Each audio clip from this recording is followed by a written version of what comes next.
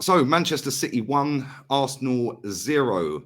The kings of the FA Cup, 14 times we have won that competition, have been dumped out for the third successive year in the early stages, playing another weakened team against one of the best teams squad-wise on the planet, the current reigning champions and the best manager in the world. Some shocking performers, some half-decent performances tonight from some players. But ultimately, we're not in the cup anymore. Jez, what did you make of that, mate? I'm disgustedly. Um, Seriously, I love the FA Cup. I was brought up with the FA Cup. I've been privileged to go to quite a few FA Cup finals, Wembley, Cardiff, and I'm shocked. I seriously am shocked. Why would you put out a team like that against Manchester City, one of the best teams in Europe, and we haven't got another game for 8 days? Why? What is your thinking, man? And I'm sorry, Mr. Arteta, you're back in prick settings.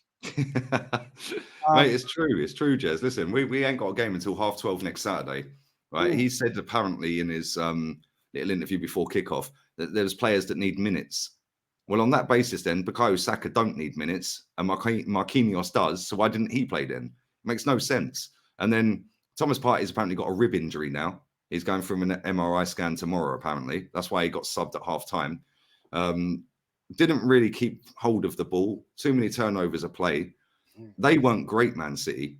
Yeah, they showed us a lot of respect tonight, and rightly so. We've been better than them all season, and they didn't go for it gung ho against us. And they were turning the ball over quite a lot as well. It was a weird football match. It was a very boring football match to watch. Not a lot of action, not a lot of saves, etc., etc. But ultimately, they were there for the taking. And I feel if we'd started our best 11 when we've got a game in 8 days, coming off of the back of two big wins against Tottenham and Manchester United, that would have been a statement tonight if we had got the job done tonight with our best 11. I don't think we would have lost the game with our best 11. I don't know. Maybe it's just me. Oh, I totally agree, mate. I just don't get what is going on sometimes in his head. We have collectively given this guy major support this season, but it's at times like this that you just have to say, are you really the real thing? Because are you taking this club seriously? Because it's the FA Cup. It's the biggest competition in league history in the world. It's the oldest cup competition. Arsenal are synonymous with winning 14 times, 21 cup finals. Arsenal have been in more than any other club in English history. And you diss it in this disrespectful way. Why? Okay. I'm going to say it. I'm going to say it. Arteta, you fluked the FA Cup when you first came in with a different manager's team, Emery's, Unai Emery. You fluked it. You got lucky against Sheffield United, Man City, and Chelsea lost their best player on the day. You fluked it. You didn't win that, man. And yet, ever since you've taken the P out of the fan base, the Arsenal faithful, the real Arsenal fans that love the FA Cup, and you've been an absolute arse, and you are back to me, mate, in prick settings. And mate, think of all them fans, Jez. Yeah, apparently there was over 7,000. I'm not sure. You said 5.5 was the capacity for away, but maybe they opened up a little bit more. But apparently there was over 7,000 Arsenal fans that have made that trek to Manchester today. Right, 7,800 fans that have had half a day off work, if not a full day off work, that have booked Airbnbs up and hotels up, that have spent a lot of money on fuel and train tickets and the match tickets, albeit they're fairly cheap. I'd imagine maybe 20, 30 quid for the game, which is fairly cheap to watch two decent teams. Yeah, but he disrespected all of them. He's disrespected the millions of Arsenal fans around the world watching that game. He's disrespected the competition and his arrogance to play a weakened team against Pep Guardiola's team when Pep then played a full-strength team apart from the goalkeeper. That shows the difference between two managers. Obviously, yes, we know Pep's a better manager, but that shows the difference between an elite, I'm going to win and go for everything mentality to, well, I don't think the squad's quite good enough, so we'll prioritise that. But then if we don't win that, nobody's going to go back to the FA Cup in January and say, well, now we didn't win that and we didn't win that either. Well, can we hold him accountable for the? Nobody's going to do that. It'd be, oh, let's just wipe it under the carpet and go again. And it winds me up because I've been to cup finals like you, Jez. What a day out. Like, we've grown up on this FA Cup, the road to Wembley, like watching it, over the years. This competition has been so disrespected by football fans over the years. It is embarrassing, right? And I don't matter. It's only the FA Cup. We've got bigger fish to fry. Like, yeah, we can concentrate on winning the league now. When people say we've got a weak squad, yeah, cool, we have got a weak squad, which is all the more reason to play your starting 11. Like, come on.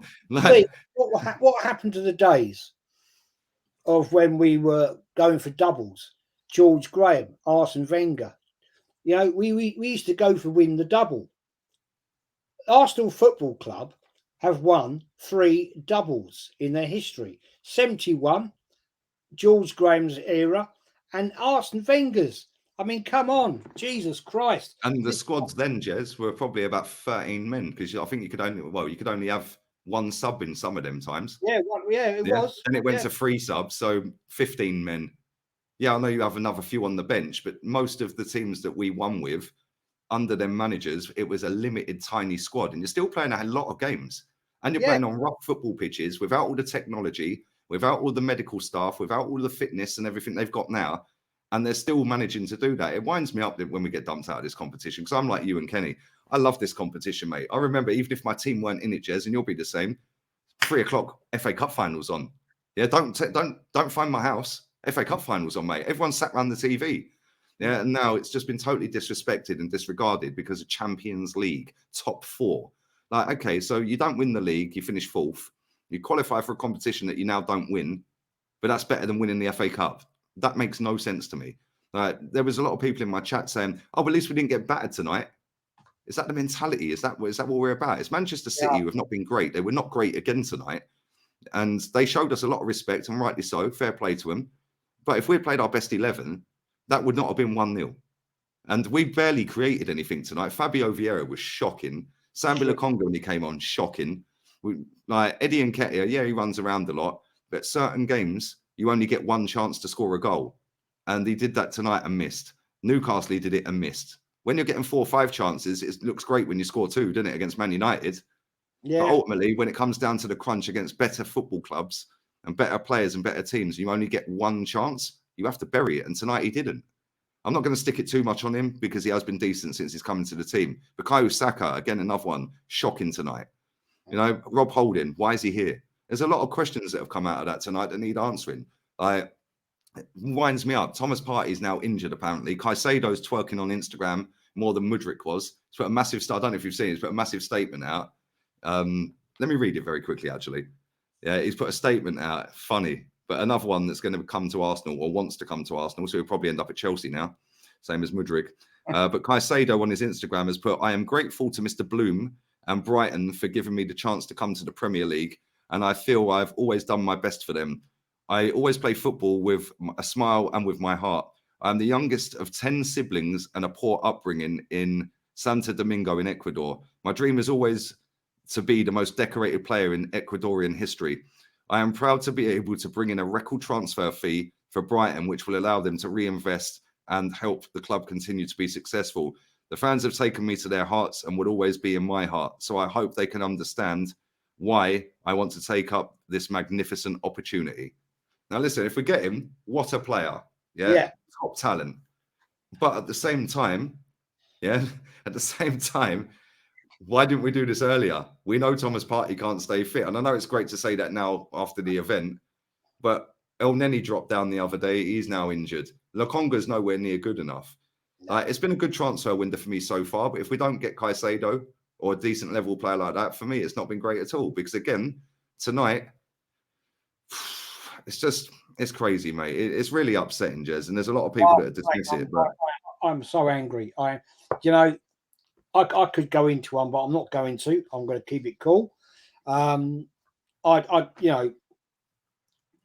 said at the start of the show, I love the FA Cup. I love it. It's part of my history with Arsenal.